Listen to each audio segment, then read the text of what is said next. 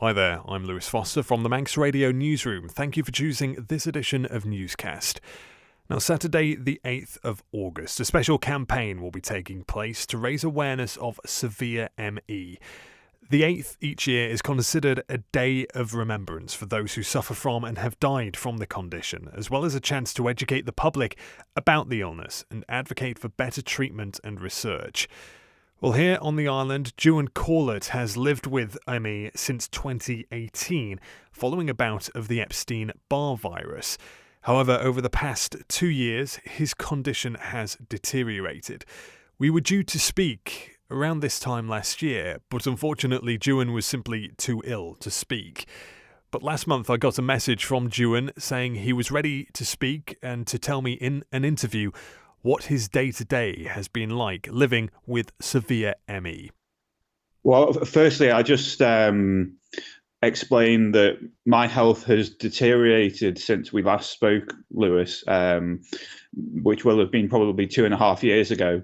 And at that point in time, I'd classed myself as having moderate ME, and my quality of life was reasonable. It was a lot different to a normal person's, but I could do some of the things that I enjoy, and I could get out of the house, and for a few hours a day I could undertake activities. But 2.5 years ago, I had a flare-up of a second illness, and although I've recovered from that second illness, the second illness deteriorated my overall health and made the ME more severe, so that now I do categorize myself as having severe ME.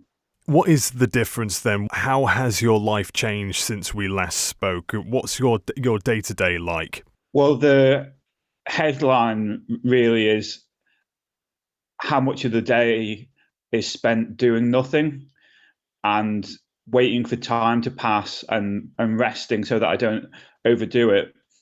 And it's very, very hard to convey to somebody who hasn't experienced this what it's like to spend such a large amount of time just unoccupied and without stimulus. So it's those hours of inactivity which are like a form of torture. When we as humans are programmed to get up in the morning and start doing things, but the disease ME stops you from doing things when it is severe.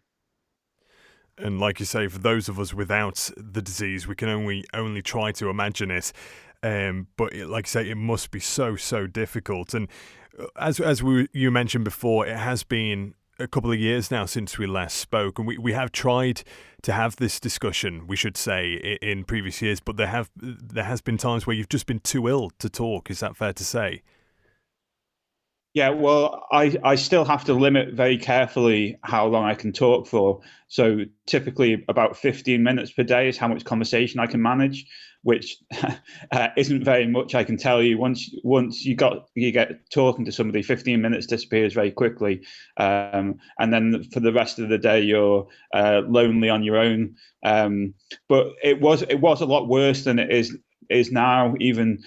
So for 6 months or so, I couldn't really talk at all. I couldn't muster the energy to think through what I wanted to say, and then the muscles around my jaw didn't have the energy to communicate even the smallest of things to my carers at the time. And talking is so therapeutic for humans. It's just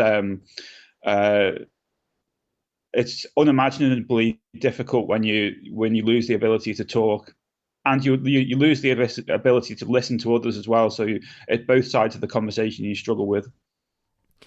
How are you looking after your mental well-being, Juan? Are you cared for in that respect? Well, it's very challenging. There's a lot of the things which would be advised that are beneficial for mental health aren't available, like socializing, getting a change of scene, going for a walk, reading a book, even watching television is a therapeutic activity. So a lot of these things that you typically do to look after your mental health aren't available. And I guess the big factor, all of those little factors count, but the big factor is you lose your sense of purpose. You can't go to work, you can't have a hobby, you can't.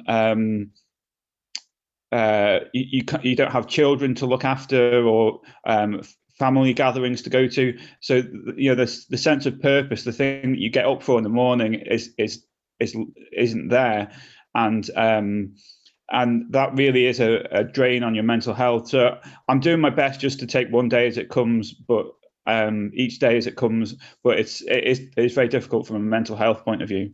Well, I'm so sorry, Juan, but your resolve is admirable as well. And we wish you the best going forward, of course. And I'm conscious that, of course, this conversation itself will be taking up some of your time and energy. But I just wanted to ask as well, if in terms of Severe ME Day and raising awareness about this, why is it important? We know that ME as well is still not fully understood in the mainstream, as it were. So why did you want to speak out about this?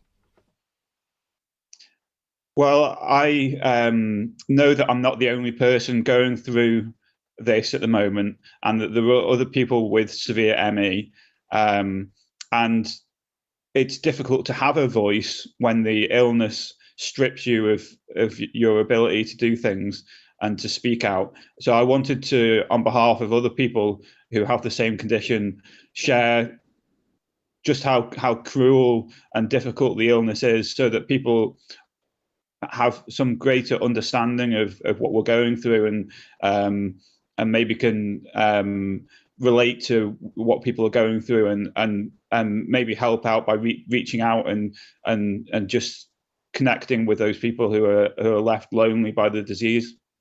Lastly, we'd just like to say how different living with severe ME is compared to what some people might imagine being sick is like. People have this idea in their head that it's you may be lying on the sofa with a duvet and some snacks, and you're watching Netflix.